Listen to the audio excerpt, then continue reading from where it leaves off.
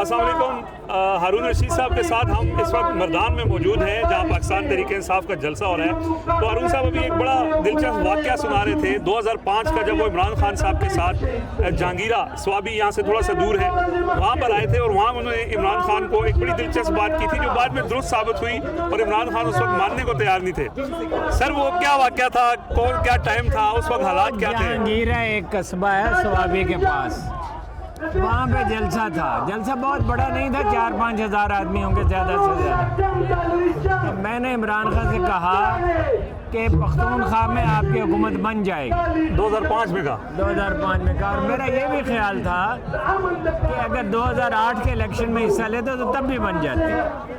تو انہوں نے کہا یہ بات آپ کیسے کہہ رہے ہیں؟ میں نے کہا ہم لوگوں کی آنکھوں میں پڑھتے ہیں مستقبل کو، گلیوں بازاروں میں پھرتے ہیں.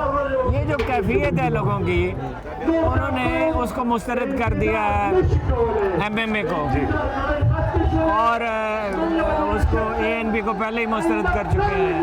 مولانا فضل الرحمان کا کوئی چانس نہیں ہے. وہ کچھ حیران سا ہوا. انہی دنوں میں 9 بجے کے بلیٹن میں، مجھے نہیں معلوم ان کو کیا سوجی، جیو والوں نے میرا انٹرویو کیا اور انہوں نے مجھے پوچھا پختونخوا کے بارے میں. میں نے کہا پختونخوا میں عمران خان ریپلیس کر چکا ہے سب کو، اور خاص طور پہ ANP کو جو اس وقت بڑی پارٹی سمجھی جاتی تھی. تو مجھے یاد ہے اچھی طرح سے کہ ANP والوں نے بڑی گندی گالیاں مجھے دی اس پر، لیکن مجھے بالکل یقین تھا، مجھے اس کا شبہ نہیں تھا. لیکن مجھے 96 میں یقین تھا کہ وزیر اعظم بنے گا. مجھے کئی دفعہ خان صاحب نے کہا کہ تم واحد آدمی ہو جسے یہ یقین ہے. میں نے کہا آپ کو یقین ہے؟ اس نے کہا مجھے یقین ہے. تو میں نے کہا اللہ تعالیٰ دل میں خیال ڈال دیتا ہے، اسے راسخ کر دیتا ہے. بہرحال میرا ہمیشہ اس کے بعد یہ خیال رہا، آپ کو پتہ ہی ہے. تو بعد میں تو اور لوگ بھی، جب 30 اکتوبر 2011 کا جلسہ ہوا تو پھر تو ماحول ہی بدل گیا. لیکن مجھے اس میں کبھی شبہ نہیں تھا کہ وہ جیت جائے گا. لیکن مجھے ایک بات پہ حیرت ہے، وہ یہ ہے کہ اس کے ووٹ اب قائد اعظم کے برابر ہو گئے ہیں. قائد اعظم تو بابا قوم تھے، فادر آف دی نیشن ہے.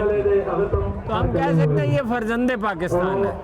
یہ تو پاکستان بننے کے بعد پیدا ہوا، لیکن یہ کہ اس کی دیانت، اس کی مستقل مزاجی، بہادری، شوکت خانم ہاسپٹل، نمل کالج، 2005 میں جو زلزلہ آیا اس میں 10,000 شیلٹر ہومز بنائے. اب تو وہی قوم کی امیدوں کا مرکز ہے، اور جبراً کب تک روکیں گے؟ آخر وہ آئے گا تو صحیح. سر یہ بڑے جب بھی جلسے ہوئے آپ عمران خان کے ساتھ جاتے تھے، اس کے بعد بھی بڑے جلسوں میں آپ گئے. ویسے نارمل جو سینئر صحافی ہوتے ہیں وہ دفتروں میں بیٹھ کے تجزیے کرتے ہیں، یہ آپ جلسوں میں کیوں جاتے ہیں؟ وہاں سے صحیح اندازہ ہوتا ہے نا.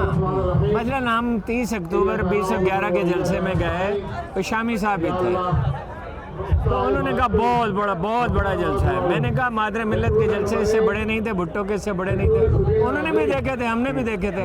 شامی صاحب مجھ سے 2-3 سال سینئر ہے. تو انہوں نے کہا ایسا جلسہ میں نے کبھی نہیں دیکھا. اور حالت یہ تھی کہ فرتے جذبات سے لوگ رو رہے تھے.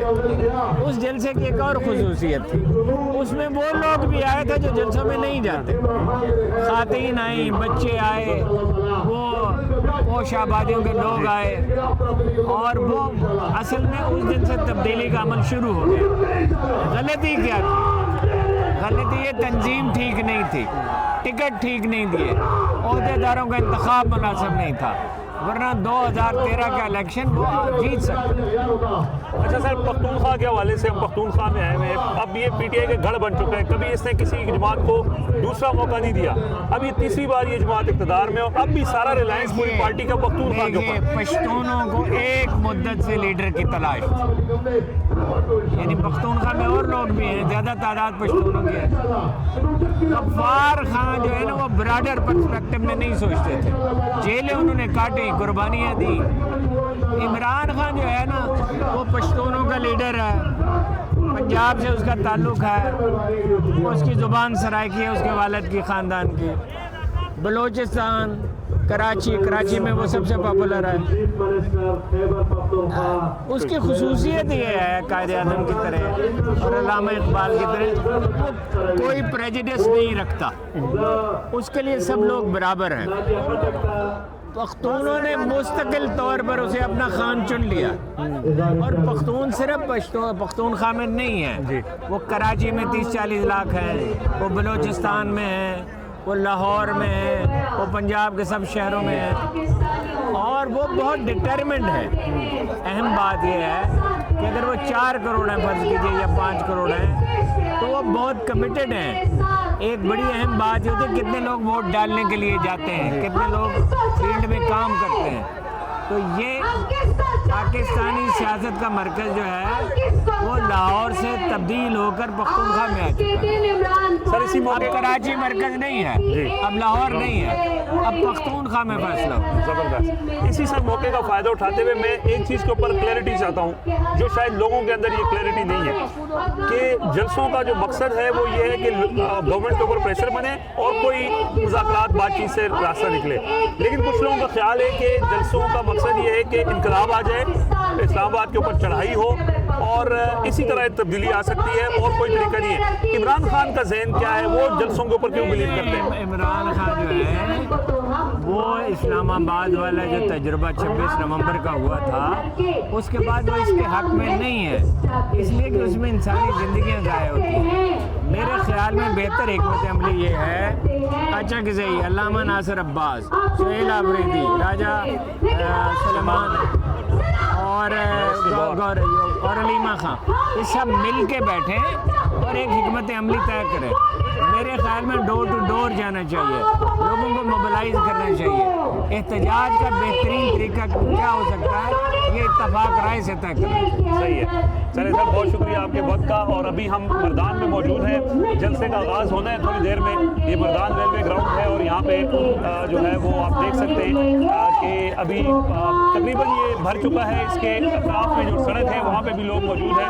کوئی بہت بڑی جگہ نہیں ہے جہاں پہ یہ جلسہ گاہ بنایا گیا ہے، لیکن ظاہر ہے کہ پختونخوا میں جہاں پہ بھی جلسہ ہوتا ہے وہ لوگ آ جاتے ہیں، اکٹھے ہو جاتے ہیں، اور اب لوگ انتظار میں یہاں پہ نعرے بھی لگا رہے ہیں لوگ، کوئی کہہ رہے ہیں ڈی چوک، کوئی کہہ رہے ہیں کہ لیڈرشپ کے خلاف بھی لوگ بات کر رہے ہیں۔ تو ظاہر ہے اس کے اوپر ہم نے الگ سے ایک ویڈیو ریکارڈ کی ہے، لوگوں سے بات بھی کی ہے، تو مزید جو ہے وہ ہم اگلی ویڈیو میں آپ کو مزید تفصیلات سے بھی آگاہ کریں گے۔ مجھے اجازت دیجیے۔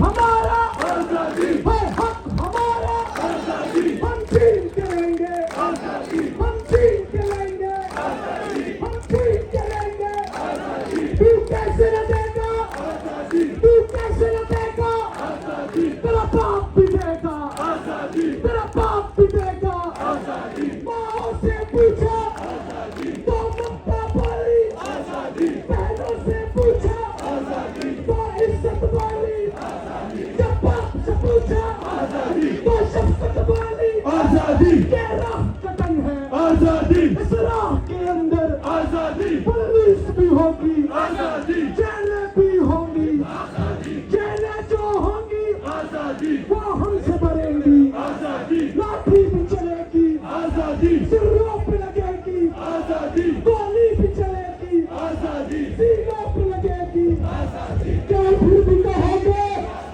کیا پھر بھی کہو گے جب ڈال لیا ہے پھر کرنا کیا ہے، جب ڈال لیا ہے پھر کرنا کیا ہے۔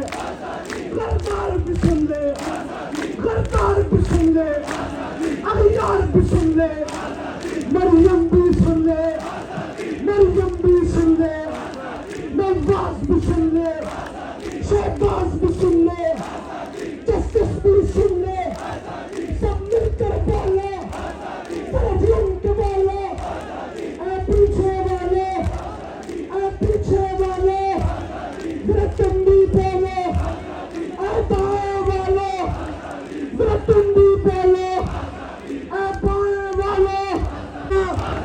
میرے کفن پہ لکھنا، یہ جنگ ہے جنگے، یہ جنگ ہے جنگے، یہ جنگ ہے جنگے، یہ جنگ ہے جنگے۔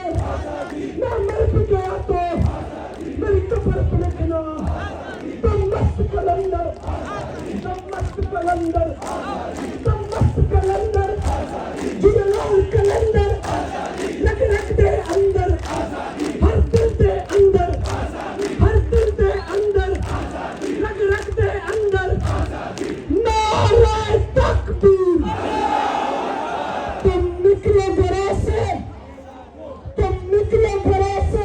हो, तुम निकलो घरों से, तुम निकलो घरों